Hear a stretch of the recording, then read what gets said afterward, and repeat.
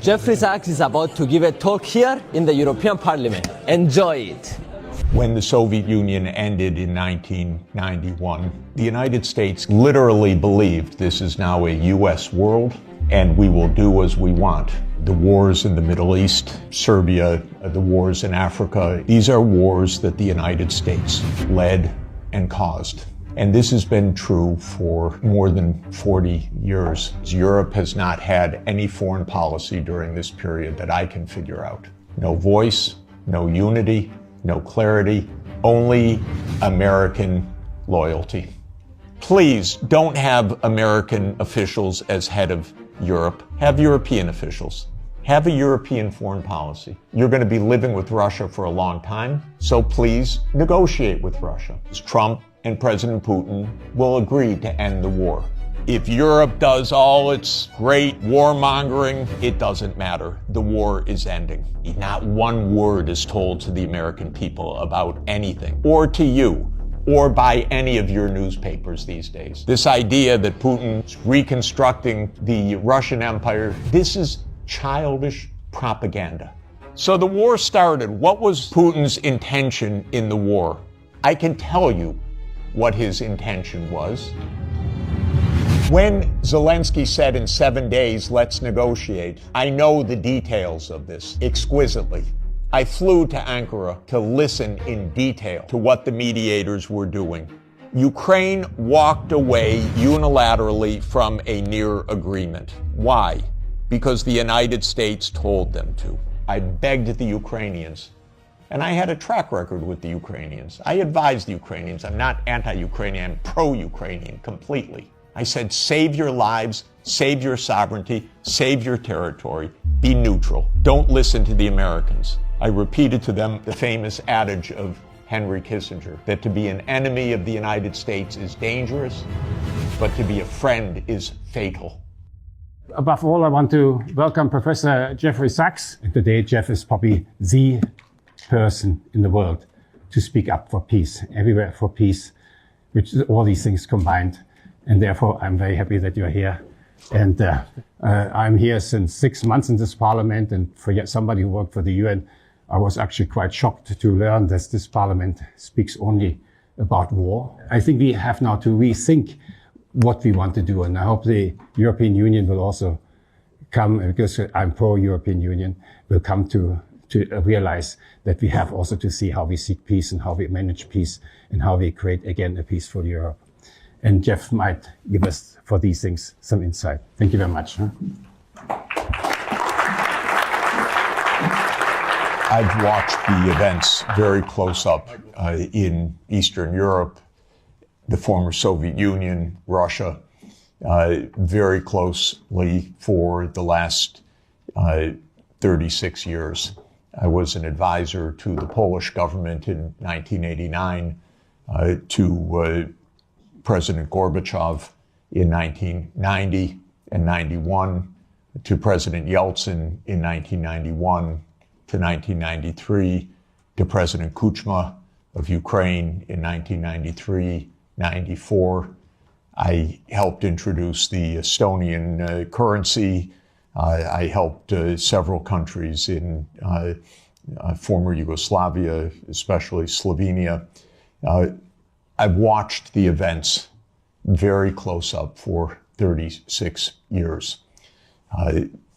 After the Maidan, I was asked by the new government to come to Kiev, and I was taken around the Maidan, and I learned a lot of things firsthand. I've been in touch with Russian leaders for more than 30 years. I know the American political leadership close up. Our previous Secretary of Treasury was my macroeconomics teacher 51 years ago, or just to give you an idea. So we were very close friends for a half century. I know all of these people. I just want to say this because what I want to explain in my point of view is not secondhand. It's not ideology. It's what I've seen with my own eyes and experienced during this period. in my understanding of the events that have befallen Europe in many contexts, and I'll include not only the Ukraine crisis, but Serbia, 1999, the wars in the Middle East, including Iraq, Syria, the wars in Africa, including Sudan, Somalia, Libya. These are to a very significant extent that would surprise you, perhaps, and would be denounced about what I'm about to say. These are wars that the United States led and caused.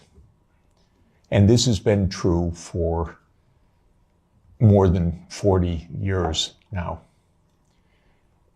What happened, more than 30 years, I should say, to be more precise. The United States came to the view, especially in 1990, 91, and then with the end of the Soviet Union, that the U.S. now ran the world, and that the U.S. did not have to heed anybody's views, red lines, concerns, security viewpoints, or any international obligations, or any UN framework. I'm sorry to put it so plainly, but I do want you to understand. I tried very hard in 1991 to get help for Gorbachev, who I think was the greatest statesman of our modern time.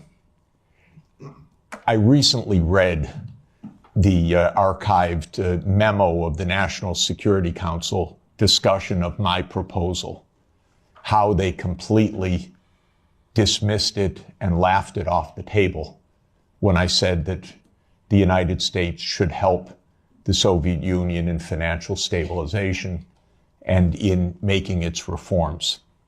And the memo documents, including some of my former colleagues at Harvard in particular, saying we will do the minimum that we will do to prevent disaster, but the minimum.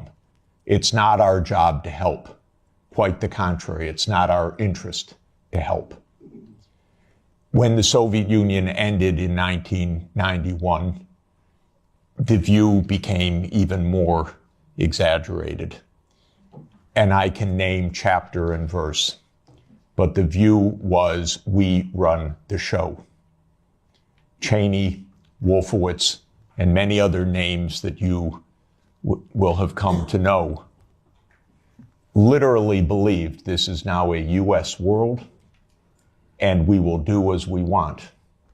We will clean up from the former Soviet Union. We will take out any remaining allies. Countries like Iraq, Syria, and so forth will go.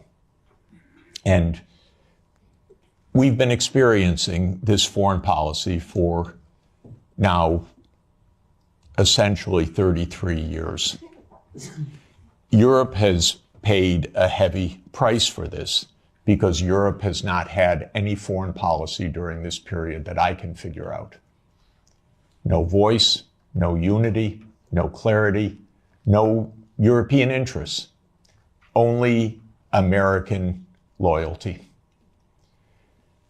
There were moments where there were disagreements, and very, I think, wonderful disagreements, especially in the last time of significance was 2003 in the Iraq War, when France and Germany said we don't support the United States going around the UN Security Council for this war. That war, by the way, was directly concocted by Netanyahu and his colleagues in the US Pentagon. I'm not saying that it was a link or mutuality. I'm saying it was a direct war. That was a war carried out for Israel. It was a war that Paul Wolfowitz and Douglas Feith coordinated with Netanyahu. And that was the last time that Europe had a voice. And I spoke with European leaders then, and they were very clear, and it was quite wonderful.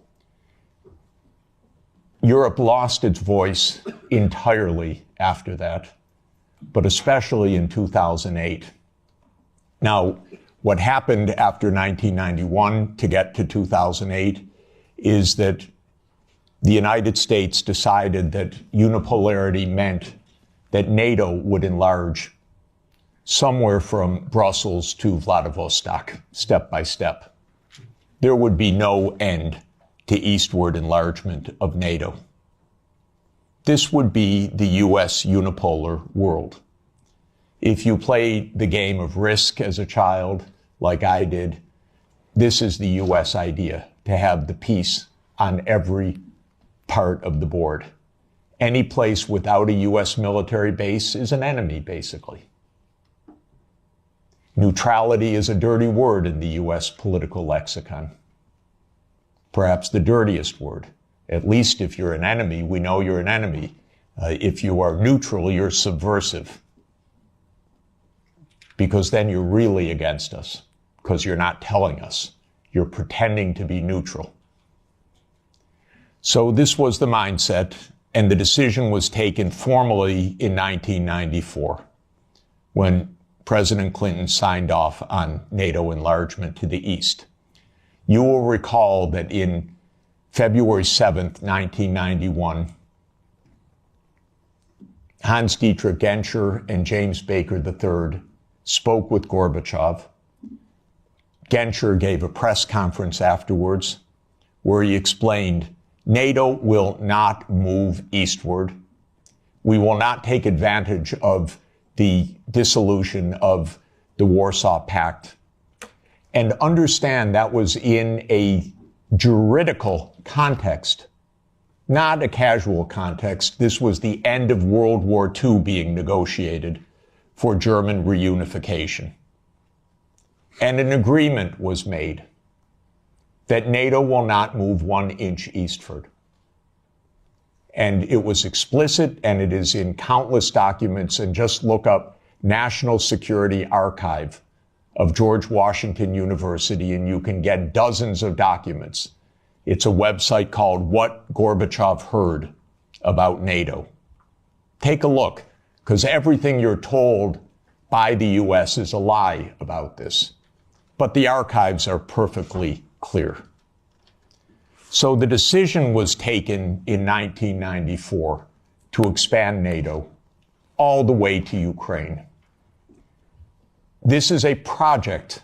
This is not one administration or another. This is a U.S. government project that started more than 30 years ago.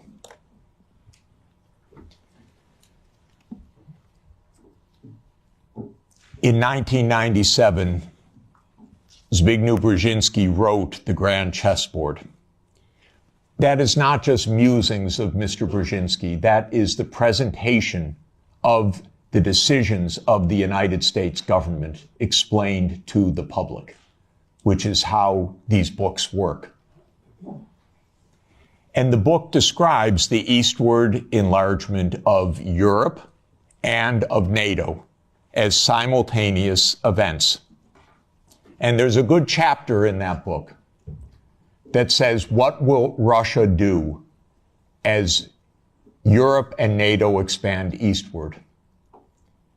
And I knew Zbigniew Brzezinski personally. He was very nice to me. I was advising Poland. He was a big help. He was a very nice and smart man, and he got everything wrong. So in 1997, he wrote in detail why Russia could do nothing but accede to the eastward expansion of NATO and Europe. In fact, he says the eastward expansion of Europe, and not just Europe, but NATO. This was a plan, a project. And he explains how Russia will never align with China. Unthinkable. Russia will never align with Iran. Russia has no vocation other than the European vocation. So as Europe moves east, there's nothing Russia can do about it. So says yet another American strategist. Is it any question why we're in war all the time? Because one thing about America is we always know what our counterparts are going to do, and we always get it wrong. And one reason we always get it wrong is that in game theory that the American strategists play, you don't actually talk to the other side. You just know what the other side's strategy is. It's wonderful. It saves so much time. You don't need any diplomacy. So this project began, and we had a continuity of government for 30 years, until maybe yesterday, perhaps. 30 years of a project. Ukraine and Georgia were the keys to the project. Why? Because America learned everything it knows from the British. And so we are the wannabe British Empire. And what the British Empire understood in 1853, Lord Palmerston, excuse me, is that you surround Russia in the Black Sea and you deny Russia access to the Eastern Mediterranean. And all you're watching is an American project to do that in the 21st century. The idea was that there would be Ukraine, Romania, Bulgaria, Turkey, and Georgia as the Black Sea littoral that would deprive Russia of any international status by blocking the Black Sea and essentially by neutralizing Russia as more than a local power. Brzezinski's completely clear about this. And before Brzezinski, there was Mackinder. And who owns the island of the world owns the world. So this project goes back a long time. I think it goes back basically to Palmerston. And again, I've lived through every administration. I've known these presidents. I've known their teams. Nothing changed much from Clinton to Bush to Obama to Trump 1 to Biden. Maybe they got worse step by step. Biden was the worst in my view. Maybe also because he was not compos mentis for the last couple of years. And I say that seriously, not as a snarky remark. The American political system is a system of image. It's a system of media manipulation every day. It is a PR system. And so you could have a president that basically doesn't function and have that in power for 2 years and actually have that president run for re-election. And one damn thing is he had to stand on a stage for 90 minutes by himself. And that was the end of it. Had it not been that mistake, he would have gone on to have his candidacy, whether he was sleeping after 4 p.m. in the afternoon or not.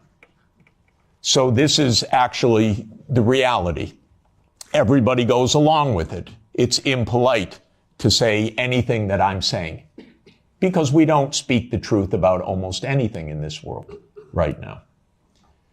So this project went on from the 1990s, bombing Belgrade 78 straight days in 1999 was part of this project. Splitting apart the country when borders are sacrosanct, aren't they indeed? Except for Kosovo. That's fine, because borders are sacrosanct except when America changes them. Sudan was another related project. The South Sudan rebellion. Did that just happen because South Sudanese rebelled? Or can I give you the CIA playbook to please understand as grown-ups what this is about? Military events are costly. They require equipment, training, base camps, intelligence, finance. That comes from big powers. That doesn't come from local insurrections. South Sudan did not defeat North Sudan or Sudan in a tribal battle. It was a U.S. project. I would go often to Nairobi and meet U.S. military or senators or others with deep interests in Sudan's politics. This was part of the game of unipolarity. So the NATO enlargement, as you know, started in 1999 with Hungary, Poland, and the Czech Republic. And Russia was extremely unhappy about it. But these were countries still far from the border. And Russia protested, but of course to no avail. Then George Bush Jr. came in. When 9/11 occurred, President Putin pledged all support. And then the U.S. Decided in September 20th, 2001, that it would launch 7 wars in 5 years. And you can listen to General Wesley Clark online talk about that. He was NATO's Supreme Commander in 1999. He went to the Pentagon on September 20th, 2001. He was handed the paper explaining 7 wars. These, by the way, were Netanyahu's wars. The idea was partly to clean up old Soviet allies and partly to take out supporters of Hamas and Hezbollah.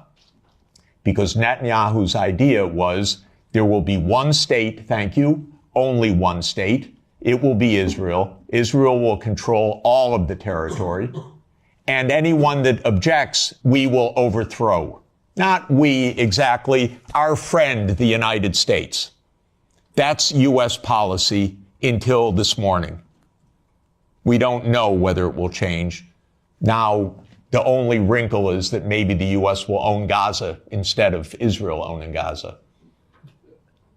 But the idea has been around at least for 25 years.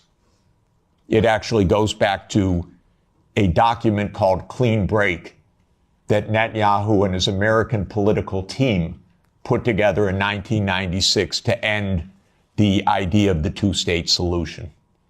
You can also find it online. So these are projects. These are long-term events. These aren't, is it Clinton? Is it Bush? Is it Obama? That's the boring way to look at American politics, as the day-to-day game, but that's not what American politics is.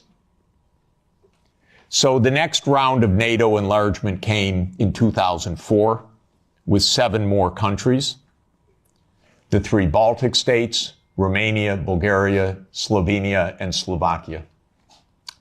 At this point, Russia was pretty damn upset. This was a complete violation of the post-war order agreed with German reunification. Essentially, it was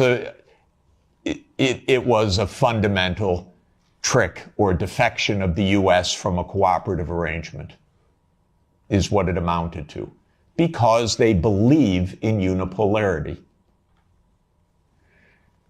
So as everybody recalls, because we just had the Munich Security Conference last week in 2007, President Putin said, stop, enough. Enough. Stop now. And of course, what that meant was in 2008, the United States jammed down Europe's throat enlargement of NATO to Ukraine and to Georgia. This is a long-term project. I listened to Mr. Saakashvili in New York in May of 2008, and I walked out, called Sonia, and said, this man's crazy. And a month later, a war broke out. Because the United States told this guy, we saved Georgia. And he stands at the Council on Foreign Relations, says, Georgia's in the center of Europe. Well, it ain't, ladies and gentlemen. It's not in the center of Europe. And the most recent events are not helpful for Georgia, for its safety, and your MPs going there, or MEPs going there, and European politicians. That gets Georgia destroyed. That doesn't save Georgia. That gets Georgia destroyed. Completely destroyed. In 2008, as everybody knows, our former CIA director, William Burns, sent a long message back to Condoleezza Rice. Niet means niet, about expansion. This we know from Julian Assange, because believe me, not one word is told to the American people about anything, or to you, or by any of your newspapers these days. So we have Julian Assange to thank, but we can read the memo in detail. As you know, Viktor Yanukovych was elected in 2010 on the platform of neutrality. Russia had no territorial interests or designs in Ukraine at all. I know. I was there during these years. What Russia was negotiating was a 25-year lease to 2042 for Sevastopol Naval Base. That's it. Not for Crimea, not for the Donbass, nothing like that. This idea that Putin is reconstructing the Russian Empire, this is childish propaganda. Excuse me. If anyone knows the day-to-day and year-to-year history, this is childish stuff. Childish stuff seems to work better than adult stuff. So, no designs at all. The United States decided this man must be overthrown. It's called a regime change operation. There have been about 100 of them by the United States, many in your countries, and many all over the world. That's what the CIA does for a living. Okay? Please know it. It's a very unusual kind of foreign policy. But in America, if you don't like the other side, you don't negotiate with them, you try to overthrow them. Preferably covertly. If it doesn't work covertly, you do it overtly. You always say it's not our fault. They're the aggressor. They're the other side. They're Hitler. That comes up every 2 or 3 years. Whether it's Saddam Hussein, whether it's Assad, whether it's Putin, that's very convenient. That's the only foreign policy explanation the American people are ever given anywhere. Well, we're facing Munich 1938. Well, we're facing Munich 1938. Can't talk to the other side. They're evil, implacable foes. That's the only model of foreign policy we ever hear from our mass media. And the mass media repeats it entirely because it's completely suborned by the U.S. government. Now, in 2014, the U.S. worked actively to overthrow Yanukovych.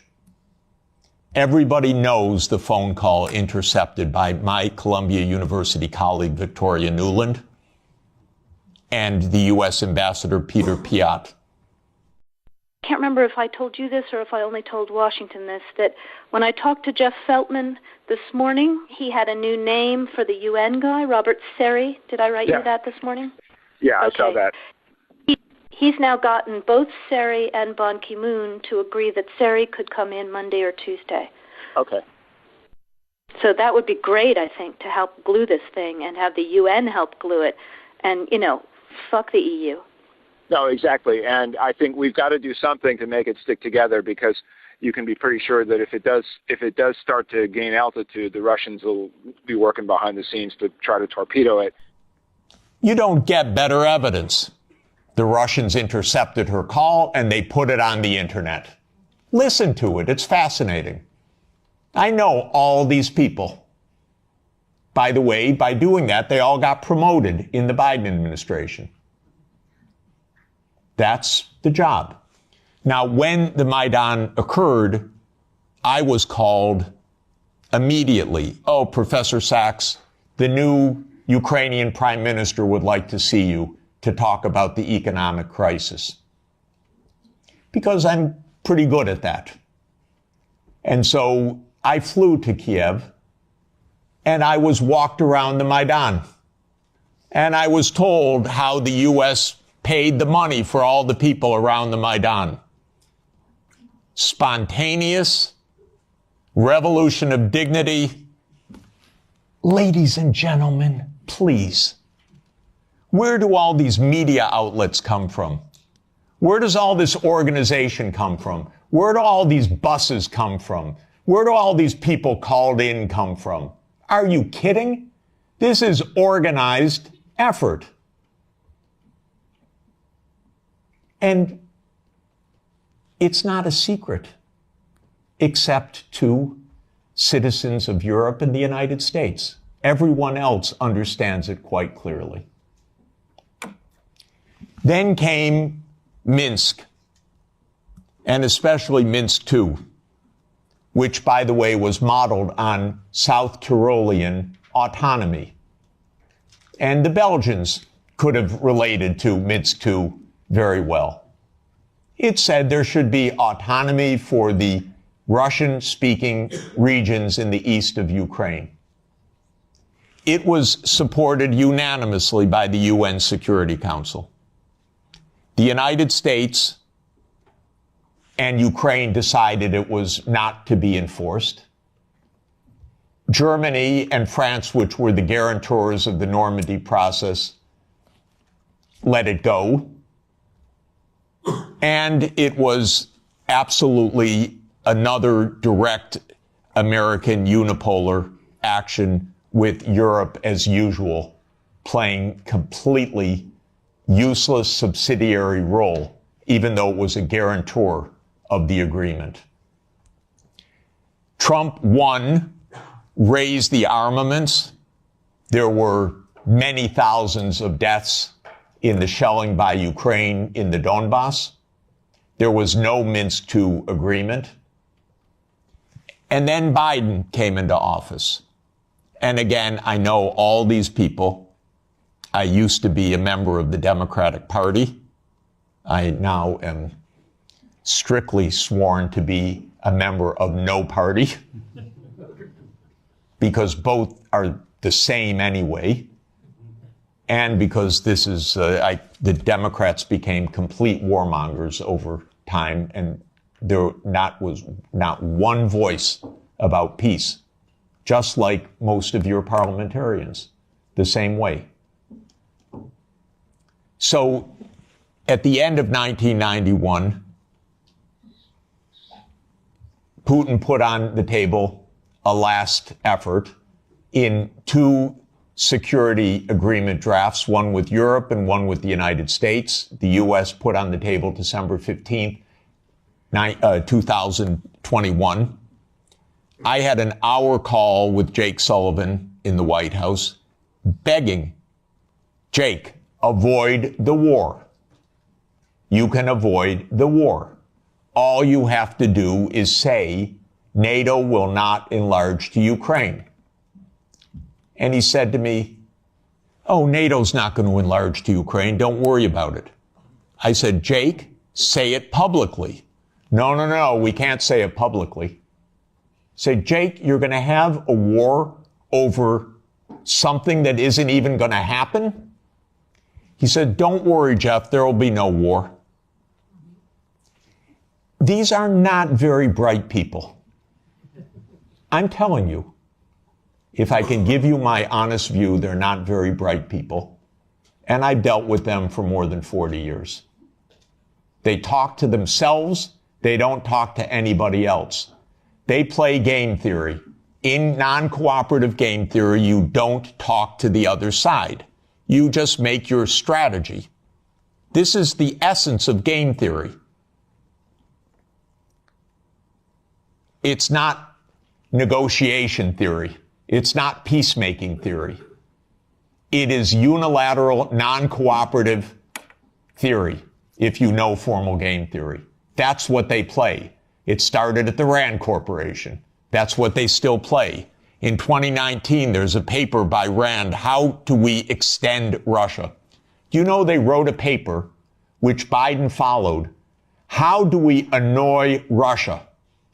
That's literally the strategy. How do we annoy Russia? We're trying to provoke it, trying to make it break apart, maybe have regime change, maybe have unrest, maybe have economic crisis. That's what you call your ally. Are you kidding? So I had a long and frustrating phone call with Sullivan. I was standing out in the freezing cold. I happened to be trying to have a ski day. And there I was, Jake, don't have the war. Oh, there'll be no war, Jeff. We know a lot of what happened the next month, which is that they refused to negotiate. The stupidest idea of NATO is the so-called open door policy. Are you kidding? NATO reserves the right to go where it wants without any neighbor having any say whatsoever? Well, I tell the Mexicans and the Canadians, don't try it. You know, Trump may want to take over Canada. So Canada could say to China, why don't you build a military base in Ontario? I wouldn't advise it. And the United States would not say, well, it's an open door. That's their business. I mean, they can do what they want. That's not our business. But grown-ups in Europe repeat this. In Europe, in your commission, your high representative. This is nonsense stuff. This is not even baby geopolitics.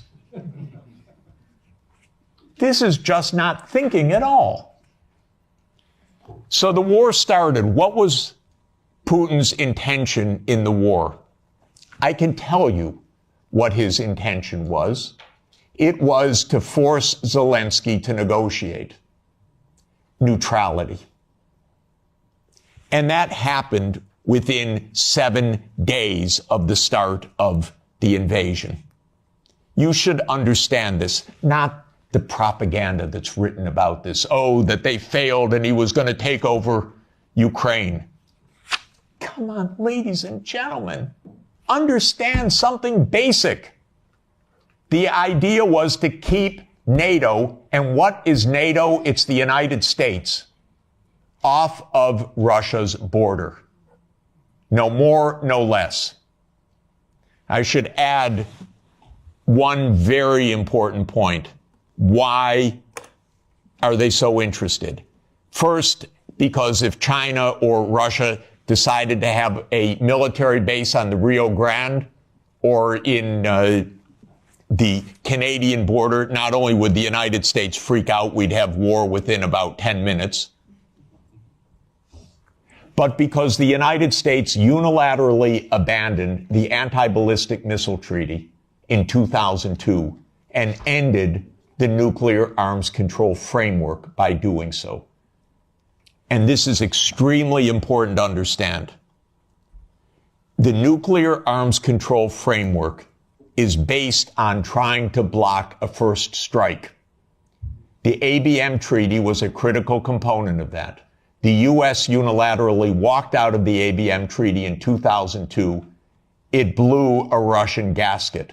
So everything I've been describing is in the context of the destruction of the nuclear framework as well. And starting in 2010, the U.S. put in Aegis missile systems in Poland and then in Romania. And Russia doesn't like that. And one of the issues on the table in December and January, December 2021, January 2022, was, does the United States claim the right to put missile systems in Ukraine? And Blinken told Lavrov, In January 2022, the United States reserves the right to put missile systems wherever it wants. That's your putative ally. And now let's put intermediate missile systems back in Germany. The United States walked out of the INF Treaty unilaterally in 2019. There is no nuclear arms framework right now. None. When Zelensky said in 7 days, let's negotiate, I know the details of this exquisitely because I've talked to all the parties in detail. Within a couple of weeks, there was a document exchanged that President Putin had approved, that Lavrov had presented, that was being managed by the Turkish mediators. I flew to Ankara to listen in detail to what the mediators were doing. Ukraine walked away unilaterally from a near agreement. Why? Because the United States told them to. Because the UK added icing to the cake by having Bojo go in early April to Ukraine and explain. And he has recently, and if your security is in the hands of Boris Johnson, God help us all. Keith Starmer turns out to be even worse. It's unimaginable, but it is true. Boris Johnson has explained, and you can look it up on the website, that what's at stake here is Western hegemony. Not Ukraine, Western hegemony. Michael and I met at the Vatican with a group in the spring of 2022, where we wrote a document explaining nothing good can come out of this war for Ukraine. Negotiate now, because anything that takes time will mean massive amounts of deaths, risk of nuclear escalation, and likely loss of the war. I want to change one word from what we wrote then. Nothing was wrong in that document. And since that document, since the U.S. talked the negotiators away from the table, about 1 million Ukrainians have died or been severely wounded. And the American senators, who are as nasty and cynical and corrupt as imaginable, say this is wonderful expenditure of our money because no Americans are dying. It's the pure proxy war. One of our senators nearby me, Blumenthal, says this out loud. Mitt Romney says this out loud. It's best money America can spend. No Americans are dying. It's unreal. Now, just to bring us up to yesterday, this failed. This project failed. The idea of the project was that Russia would fold its hand. The idea all along was Russia can't resist, as Zbigniew Brzezinski explained in 1997. The Americans thought we have the upper hand. We're going to win because we're going to bluff them. They're not really going to fight. They're not really going to mobilize. The nuclear option of cutting them out of SWIFT, that's going to do them in. The economic sanctions, that's going to do them in. The HIMARS, that's going to do them in. The ATACMS, the F-16s. Honestly, I've listened to this for 70 years. I've listened to it as semi-understanding, I'd say, for about 56 years.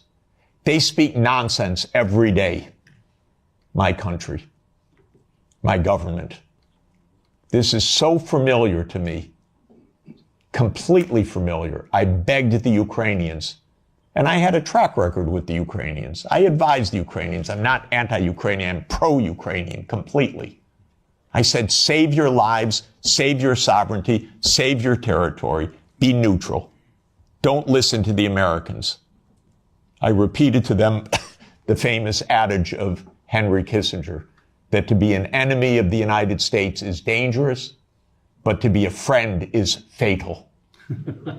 Okay, so let me repeat that for Europe. To be an enemy of the United States is dangerous, but to be a friend is fatal. So let me now finalize a few words about Trump. Trump does not want the losing hand. This is why it is more likely than not this war will end, because Trump and President Putin will agree to end the war. If Europe does all its great warmongering, it doesn't matter. The war is ending. So get it out of your system. Please tell your colleagues. It's over. And it's over because Trump doesn't want to carry a loser. That's it. It's not some great morality. He doesn't want to carry a loser. This is a loser. The one that will be saved by the negotiations taking place right now is Ukraine. Second is Europe. Your stock market's rising in recent days by the horrible news of negotiations.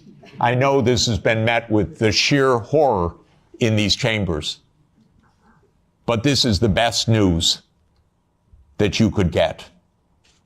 Now, I encouraged, they don't listen to me, but I tried to reach out to some of the European leaders. Most don't want to hear anything from me at all.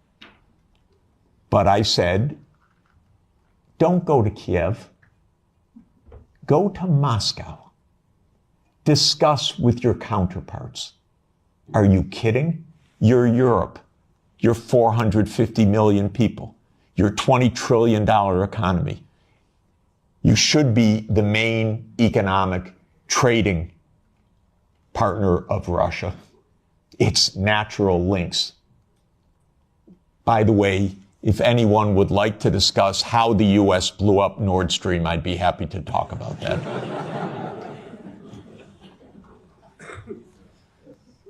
So, the Trump administration is imperialist at heart. It is great powers dominate the world.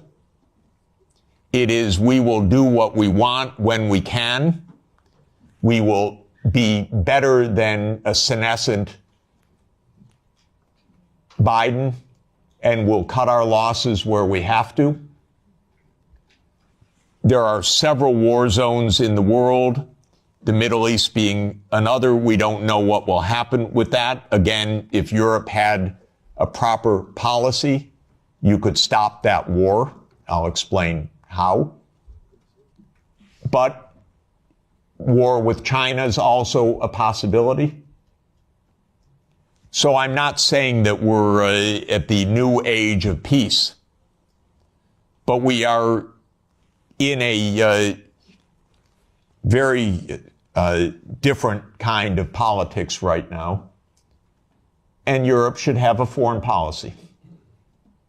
And not just a foreign policy of Russophobia, a foreign policy that is a realistic foreign policy that understands Russia's situation, that understands Europe's situation, that understands what America is and what it stands for, that tries to avoid Europe being invaded by the United States, because it's not impossible that America will just land troops in Danish territory.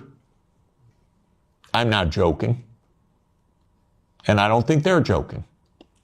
And Europe needs a foreign policy. A real one.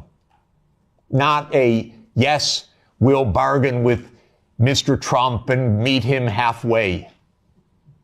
You know what that will be like? Give me a call afterwards. Please don't have American officials as head of Europe. Have European officials. Please. Have a European foreign policy. You're going to be living with Russia for a long time. So please negotiate with Russia. There are real security issues on the table. But the bombast and the Russophobia is not serving your security at all. It's not serving Ukraine's security at all. It contributed to 1 million casualties in Ukraine from this idiotic American adventure that you signed on to and then became the lead cheerleaders of. Solves nothing. On the Middle East, by the way, the U.S. completely handed over foreign policy to Netanyahu 30 years ago.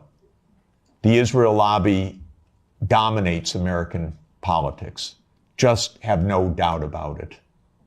I could explain for hours how it works. It's very dangerous. I'm hoping that Trump will not destroy his administration and worse, the Palestinian people, because of Netanyahu, who I regard as a war criminal, properly indicted by the ICC, and that needs to be told no more, that there will be a state of Palestine on the borders of the 4th of June, 1967, according to international law, as the only way for peace. It's the only way for Europe to have peace on your borders with the Middle East, is the two-state solution. There is only one obstacle to it, by the way, and that is the veto of the United States in the UN Security Council. So if you want to have some influence, tell the United States, drop the veto. You are together with 180 countries in the world. The only ones that oppose a Palestinian state are the United States, Israel, Micronesia, Nauru, Palau, Papua New Guinea, Mr. Malay, and Paraguay. So this is a place where Europe could have a big influence. Europe has gone silent about the JCPOA and Iran. Netanyahu's greatest dream in life is a war between the United States and Iran. He's not given up, and it's not impossible that that would come also. And that's because the U.S. in this regard does not have an independent foreign policy. It is run by Israel. It's tragic. It's amazing, by the way. And it could end. Trump may say that he wants foreign policy back. Maybe. I'm hoping that it's the case. Finally, let me just say with respect to China, China is not an enemy. China is just a success story. That's why it is viewed by the United States as an enemy, because China is a bigger economy than the United States. That's all.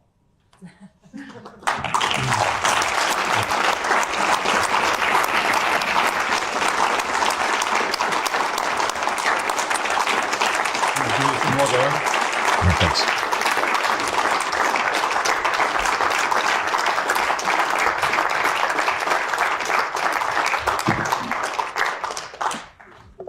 Very well. Now, questions. Please don't make any statements. Just make questions, because we are too many and we don't have all that much time. So where do I start? I start with on the left side. I have a preference to the left, as you know. You come all. Yeah, go ahead. Thank you, Jeffrey Sachs. From the Czech Republic, we are glad we have you here. We have a problem. We were cursed by a witch who told mug the EU, and the EU is mugged. So it won't be improved until 2029. But what we, the Central Europeans, should do in the meantime, especially if the Germans don't happen to vote for Sarah Wagenknecht enough, are we supposed to create some kind of neutrality for the Central Europe, or what would you suggest us to do? Yeah. So, first of all my grandchildren are Czech, I want you to know. And Sonia is Czech-born and Czech citizen, so we're very proud. I'm the trailing spouse in this, but I'm a Czech wannabe.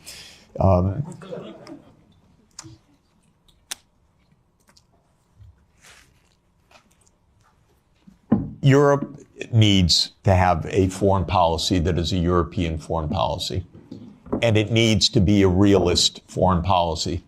Realist is not hate. Realist is actually trying to understand both sides and to negotiate. There are two kinds of realists, defensive realists and offensive realists.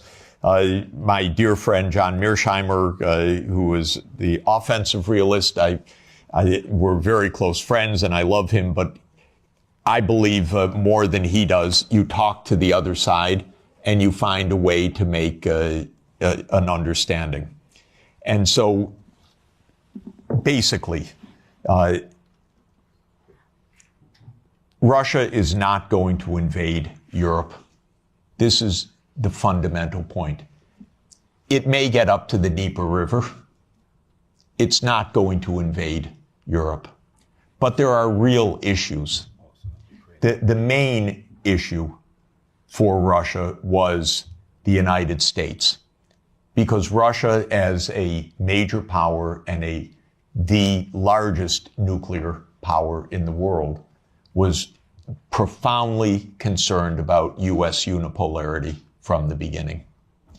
Now that this is seemingly, possibly ending, Europe has to open negotiations directly with Russia as well, because the United States will quickly lose interest, and you're going to be living with Russia for the next thousands of years. Okay? So what do you want? You want to make sure that the Baltic states are secure. The best thing for the Baltic states is to stop their Russophobia. This is the most important thing. Estonia has about 25% Russian citizens, or Russian-speaking citizens, ethnic Russians. Latvia, the same. Don't provoke the neighbor. That's all. This is not hard. It really isn't hard. And again, I want to explain my point of view. I have helped these countries, the ones I'm talking about, trying to advise. I'm not their enemy. I'm not Putin's puppet. I'm not Putin's apologist. I worked in Estonia. They gave me, I think it's the second highest civilian honor that a president of Estonia can bestow on a non-national, because I designed their currency system for them in 1992. So I'm giving them advice. Do not stand there, Estonia, and say, we want to break up Russia. Are you kidding? Don't. This is not how to survive in this world. You survive with mutual respect, actually. You survive in negotiation. You survive in discussion. You don't outlaw the Russian language. Not a good idea when 25% of your population has a first language of Russian. It's not right, even if there weren't a giant on the border. It wouldn't be the right thing to do. You'd have it as an official language. You'd have a language in lower school. You wouldn't antagonize the Russian Orthodox Church. So basically, we need to behave like grown-ups. And when I constantly say that they're acting like children, Sonia always says to me, that's unfair to children. Because this is worse than children. We have a 6-year-old granddaughter and a 3-year-old grandson, and they actually make up with their friends. And we don't tell them, go, just ridicule them tomorrow and every day. We say, go, give them a hug and go play. And they do. This is not hard. By the way, well, anyway, I won't belabor the point. Thank you. So, elect a new government. No, I shouldn't say that. Yeah, first, you have to be democratic. All I should say is change, Otherwise I have change policy. I don't want to have a political leaning here. Yeah. Maybe a lady. And Does that work? Yeah. Hi, my name's Kira. I'm a reporter with the Brussels Times. Thank you for the fascinating talk, Jeffrey. I just wanted to ask you about Trump's statements about wanting NATO members to increase their spending by 5%. And we're now seeing lots of countries scrambling to prove that they're going to do that, including Belgium. And given that Belgium is also the NATO headquarters, I wanted to ask you what would be the appropriate response to those statements by NATO members? Thanks. Great. Thank you. We don't see exactly eye to eye on this question, so let me give you my own view. My first recommendation, with all respect to Brussels, is move the NATO headquarters somewhere else. I mean it seriously, because one of the worst parts of European policy right now is a complete confusion of Europe and NATO. These are completely different, but they became exactly the same. Europe is much better than NATO. In my opinion, NATO isn't even needed anymore. I would have ended it in 1991. But because the US viewed it as an instrument of hegemony, not as a defense against Russia, it continued afterwards. But the confusion of NATO and Europe is deadly, because expanding Europe meant expanding NATO, period. And these should have been completely different things. So this is the first point. My own view, again, with all respect to Michael, we only had a brief conversation about it, is that Europe basically should have its own foreign policy and its own military security, its own strategic autonomy, so-called. And it should. I'm in favor of that. I would disband NATO, and maybe Trump is going to do it anyway. Maybe Trump's going to invade Greenland. Who knows? Then you're really going to find out what NATO means. So I do think that Europe should invest in its security. 5% is outlandish, ridiculous, absurd, completely absurd. No one needs to spend anything like that amount. 2 to 3% of GDP, probably under the current circumstances. What I would do, by the way, is buy European production. Because actually, strangely, weirdly, unfortunately in this world, and it's a truism, but it's unfortunate, so I'm not championing it, a lot of technological innovation spins off from the military sector because governments invest in the military sector. So Trump is an arms salesman. You understand that. He's selling American arms. He is selling American technology. Vance told you a few days ago, don't even think about having your own AI technology. So please understand that this increase of spending is for the United States, not for you. And in this sense, I'm completely against that approach. But I would not be against an approach of Europe spending 2 to 3% of GDP for a unified European security structure and invested in Europe and European technology, and not having the United States dictate the use of European technology. It's so interesting. It's the Netherlands that produces the only machines of advanced semiconductors, extreme ultraviolet lithography. It's ASML. But America determines every policy of ASML. The Netherlands doesn't even have a footnote. I wouldn't do that if I were you. Hand over all security to the United States. I wouldn't do it. I would have your own security framework, so you can have your own foreign policy framework as well. Europe stands for lots of things that the United States does not stand for. Europe stands for climate action.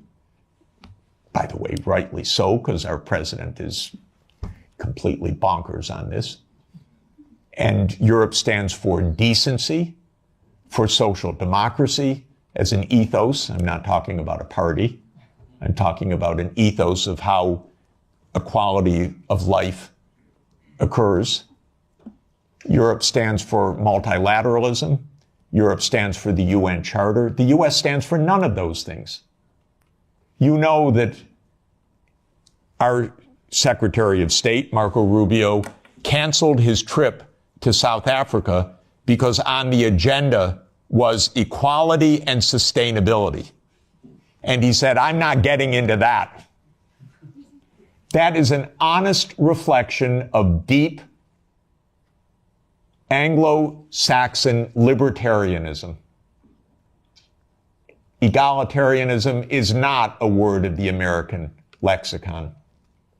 Sustainable development, not at all. You probably know, by the way, that of the 193 UN member states, 191 have had SDG plans presented as voluntary national reviews. 191. 2 have not. Haiti and the United States of America.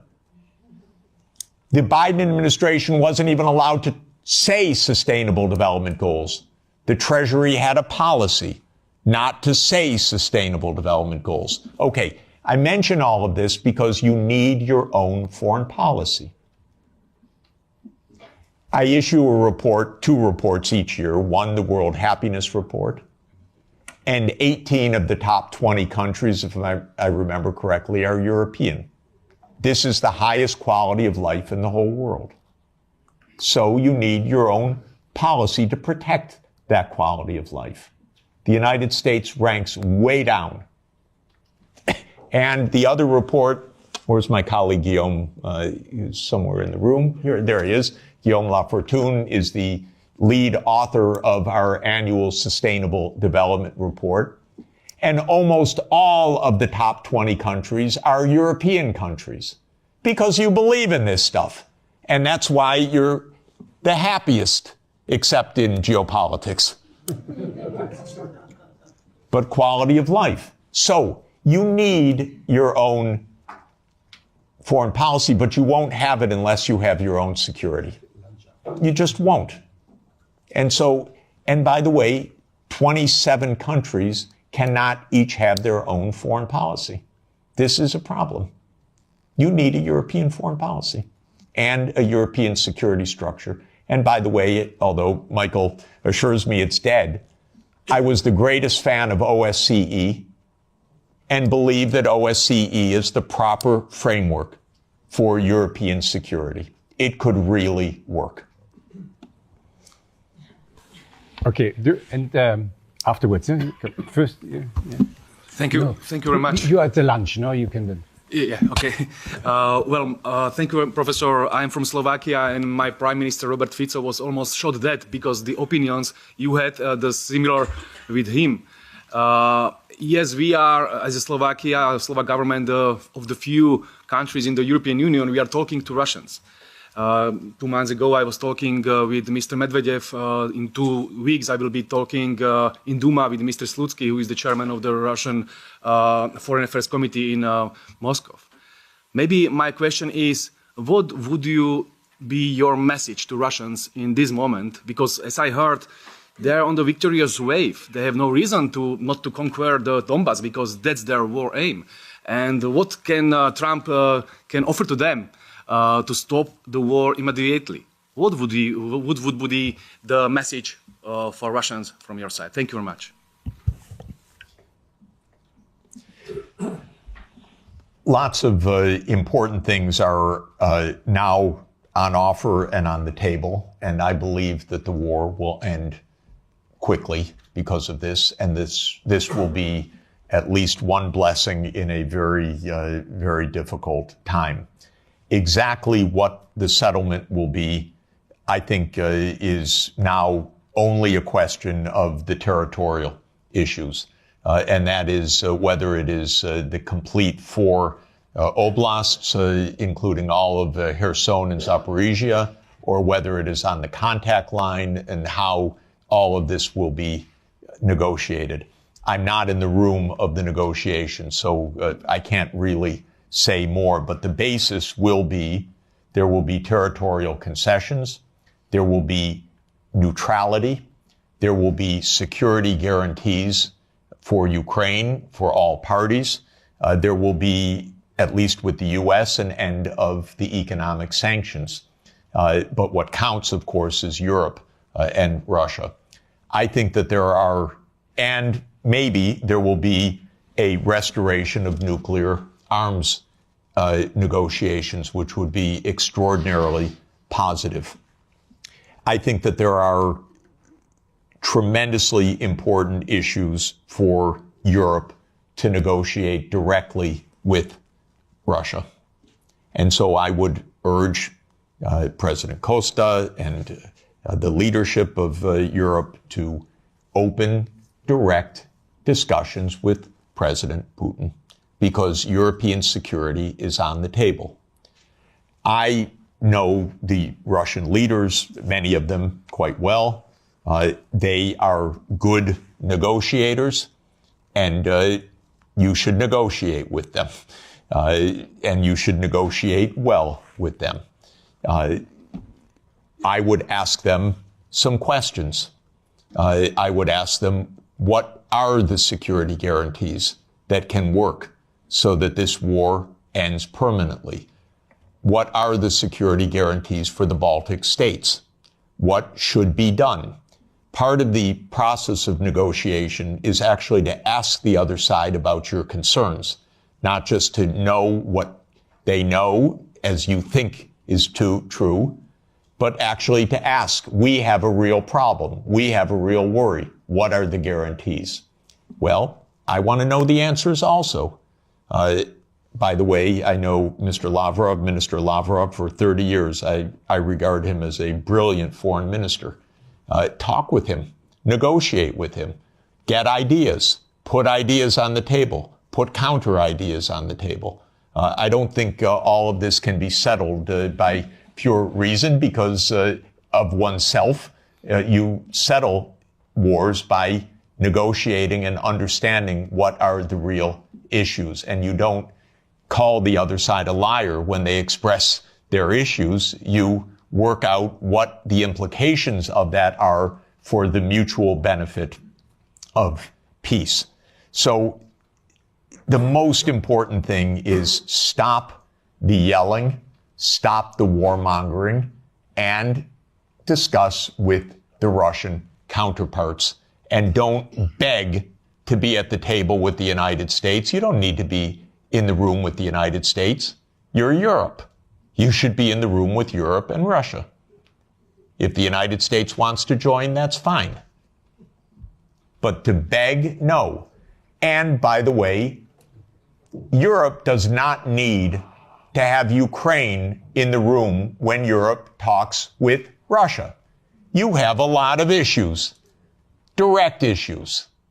Don't hand over your foreign policy to anybody, not to the United States, not to Ukraine, not to Israel.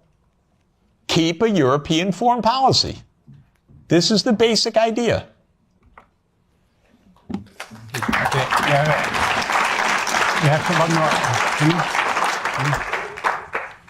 Hans Neuhoff from the Sovereignists political group in this parliament, Alternative for Germany as political party.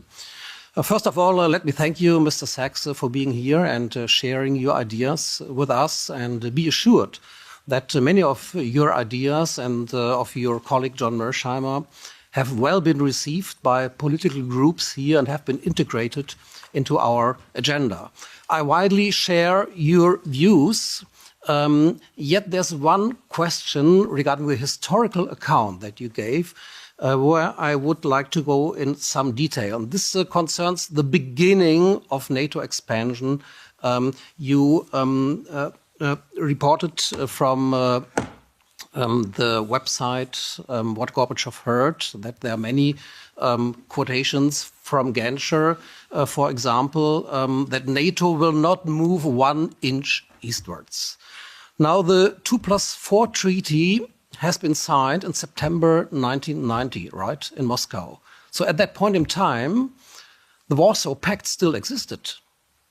And countries like Poland, Hungary, and Czechia were not part of the negotiations for the 2 and 4 treaty. So the Warsaw Pact actually dissolved in July 1991, and the Soviet Union dissolved in December 1991.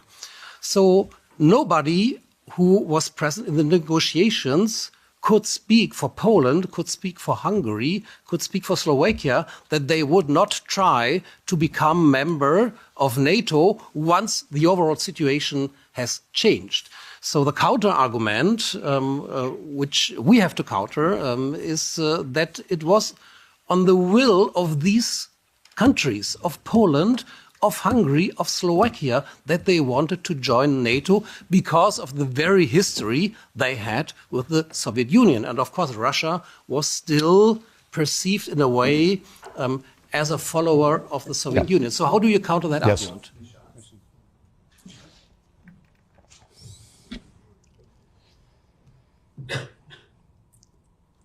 I have no doubt of why Hungary, Poland, Czech Republic, Slovakia wanted to join NATO.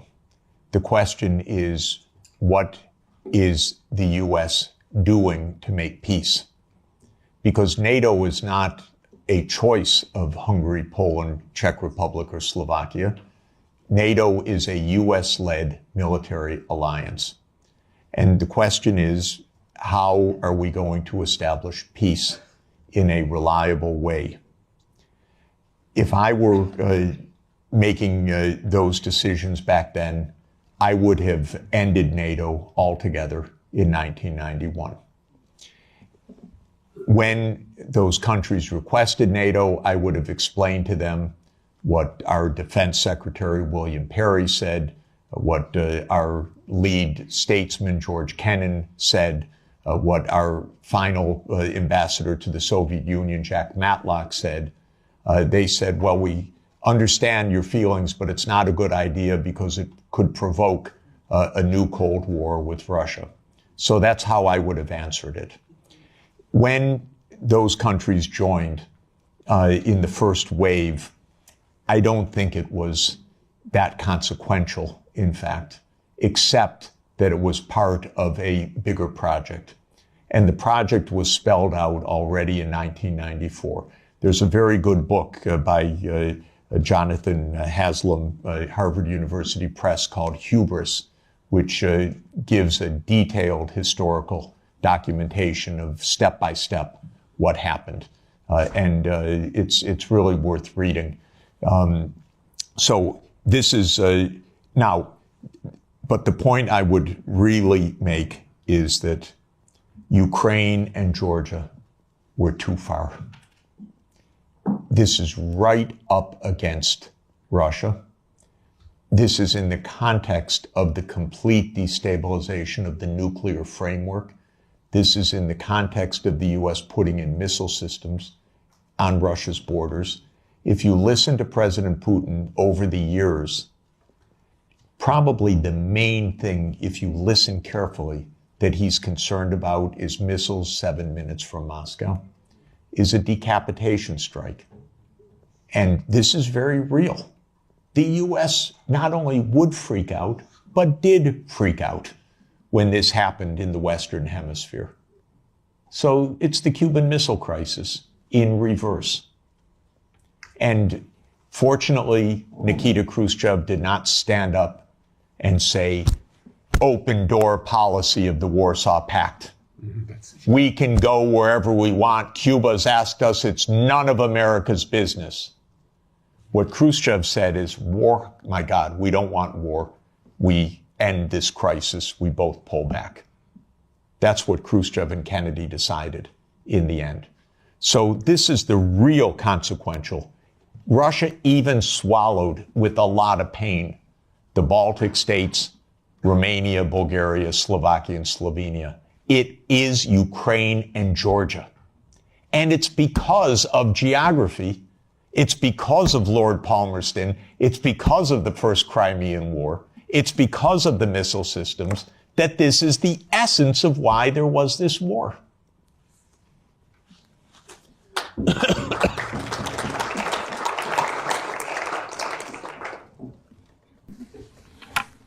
Yeah.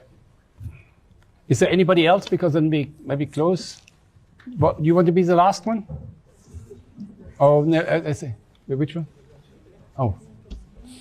Can we still continue? Sure, okay? sure. Yeah. No, you come for the lunch. I don't take you. Thank you very much, Professor Sachs, for coming. Here. You've mentioned that the European Union needs to formulate its own foreign policy. In the past, the German-Franco alliance was a big driver for those policies. Now with the Ukraine war, arguably that received a crack. Do you think that in the future, when the European Union is going to formulate its new foreign policy, that they are going to be again on the front seat, or should it be other countries or other blocs trying to make that change? Thank you very much. Oh, it's hard. It's hard because, of course, you don't yet have a constitution for Europe which really underpins a European foreign policy. And it can't be by unanimity. There has to be a structure in which Europe can speak as Europe, even with some dissent, but with a European policy. I don't want to oversimplify how to get there exactly, but even with the structures you have, you could do a lot better with negotiating directly. The first rule is your diplomats should be diplomats, not secretaries of war.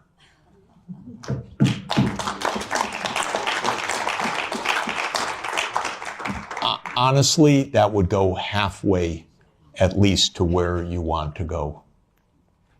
A diplomat is a very special kind of talent. A diplomat is trained to sit together with the other side and to listen, to shake hands, to smile, and to be pleasant. It's very hard. It's a skill. It's training. It's a profession. It's not a game. You need that kind of diplomacy. I'm sorry, we are not hearing anything like that. I'll just make a couple complaints. First, Europe is not NATO, as I said. I thought Stoltenberg was the worst, but I was wrong. It just keeps getting worse.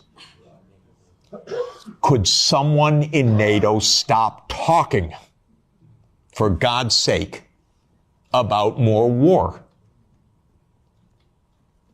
And could NATO stop speaking for Europe and Europe stop thinking it's NATO. This is the first absolute point. Second, I'm sorry, but your High Representative Vice Presidents need to become diplomats. Diplomacy means going to Moscow, inviting your Russian counterpart here, discussing.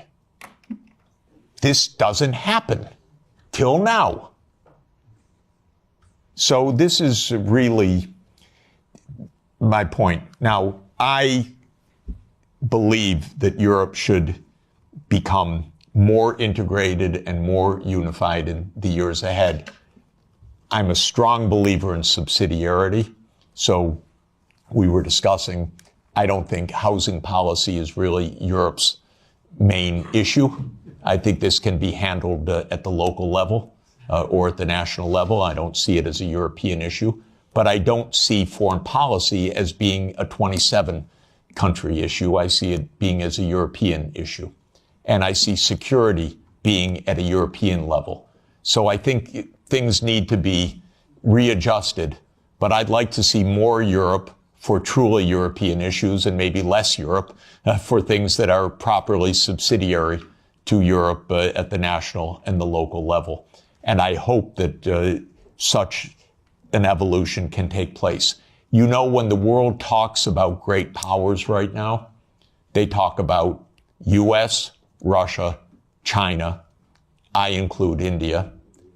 And I really want to include Europe. And I really want to include Africa as an African Union. And I want that to happen.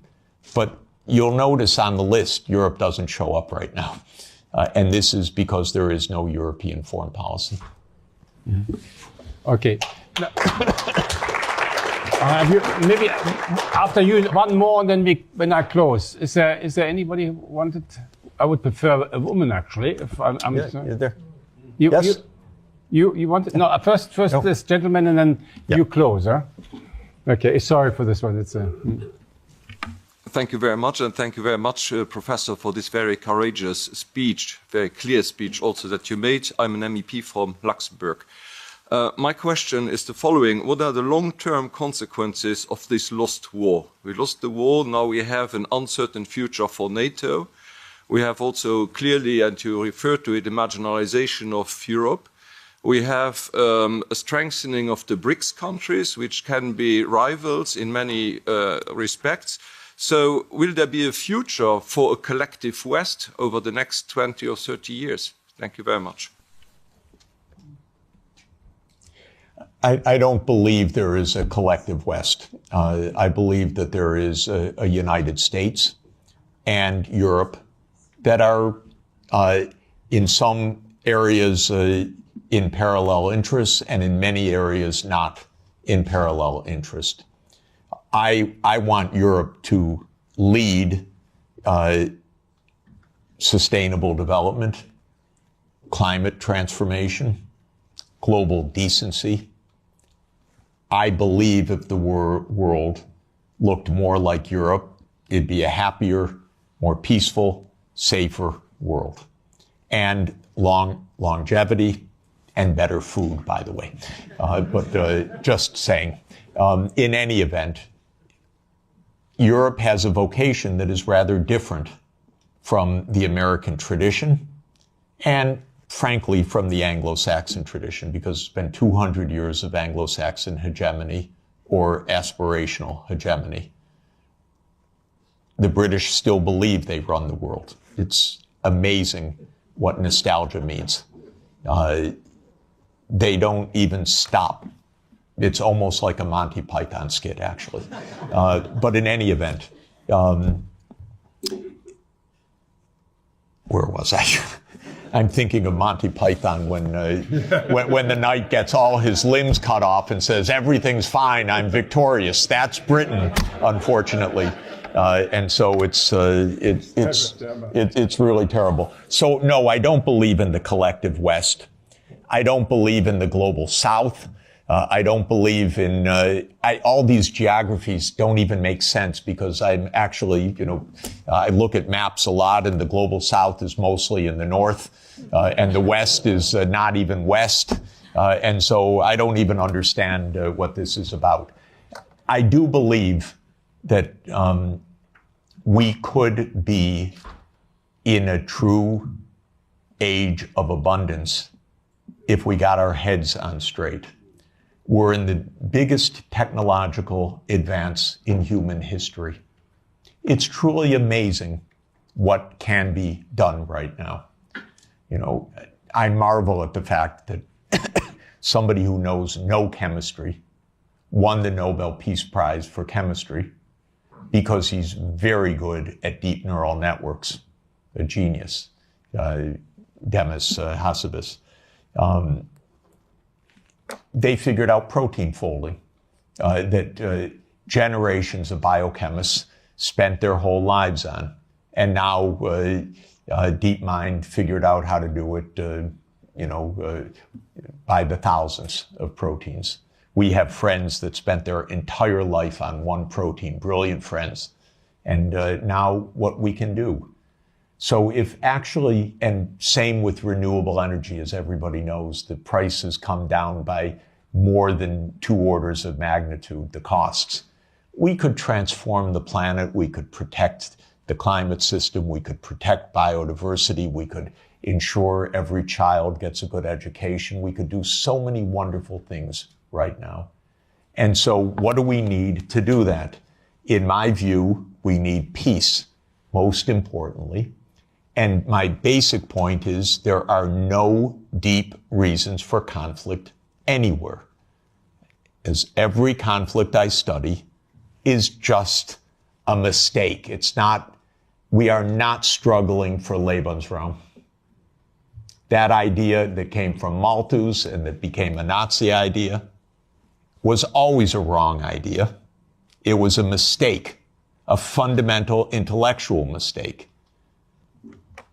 An intellectual mistake, by the way, because leading scientists adopted the idea that we had race wars, we had national wars, we had wars of survival because we don't have enough on the planet. As an economist, I can tell you, we have plenty on the planet for everybody's development. Plenty. We're not in a conflict with China. We're not in a conflict with Russia. If we calm down, if you ask about the long term is very good, thank you. The long term, if we don't blow ourselves up, is very good. And so this is what we should aim for. A positive shared vision under international law. Because of our technology, things operate at a regional scale now. It used to be, it was villages, then it was small areas, then it was unification of countries. Now it's regional. That's not just because regions are wonderful, it's because the underlying technological realities say Europe should be an integrated area by transport, by fast rail, by digital, and so there's Europe. The politics follows the technological realities to a very important extent. We're in a world of regions now. So Europe should be Europe with subsidiarity. Don't lose all of the wonderful, wonderful national and local elements. But Europe should be Europe. So the good side is I want Europe to have diplomacy, for example, with ASEAN. I spend a lot of time with the ASEAN countries. If the EU Green Deal, wonderful idea. I said many years ago, okay, to the ASEAN leaders, make an ASEAN Green Deal. And then talk with the Europeans so that you have this wonderful relationship, trade, investment, technology. So last year they announced an ASEAN Green Deal. What did Europe do about it? Nothing. It said, sorry, we're in the Ukraine war, thank you. No interest. So this is my point. The prospects are very positive if we construct the peace. Yeah. Because we have to go, I get all the time messages that I should here leave the room. Can you just do something very short? Yeah. Do you think that a way out of the conflict is some kind of style of Finlandization? And then, like, is that what you would have? Is that what you would have liked to see, like Sweden and Finland's foreign policy as an example? Like, is that instead of them becoming members of NATO, is that the way that you would have liked to see these countries handle their foreign policy? And do you think that these countries that border Russia should just kind of succumb to their fate that, okay, we can't provoke Russia, like this is the way we have to live? Yeah, very good. Excellent question. And let me just report one part about Finlandization. Finlandization landed Finland #1 in the World Happiness Report year after year. Rich, successful, happy, and secure. That's pre-NATO. So Finlandization was a wonderful thing. #1 in the world. When Sweden and Finland and Austria were neutral. Bravo. Smart. When Ukraine was neutral, smart. If you have two superpowers, keep them apart a little bit. You don't have to be right with your nose up against each other, especially if one of them, the U.S., is pushing its nose into the other one. And so Finlandization, to my mind, has a very positive connotation. So does Austrianization. Austria, in 1955, signed its neutrality. The Soviet army left. And Austria is a wonderful place, by the way. Absolutely wonderful. And so this is basic how to avoid conflict. If the United States had any sense at all, it would have left these countries as a neutral space in between the U.S. military and Russia. But that's where the U.S. lost it. Okay. Thank you very much. Let me... I just want to end with an appeal. I think we both agree that we will have the war will end within a month or two. And that means the fighting will end. It doesn't mean that we will have peace in Europe. The peace in Europe, that has to be done by us, by Europeans, not by a president from the United States. We have to create this peace, and that is Europe, which includes, of course, Belarus, Russia, and all these other countries. So we have to do something. And we are here at Parliament. As parliamentarians, we represent people. We are the only democratically legitimate institution in the European Union. Maybe we should have become all a little bit more proactive in trying to move this peace process forwards across party lines. I don't know how many parties here really are, but that we can talk to each other without saying, you're from this party, you're from this party. I think we really have to concentrate. If here we could not take more initiative from the Parliament vis-à-vis the Commission and saying, we are presenting the people, not you. We are presenting the people. And these people in Europe want peace, and that's what we should go.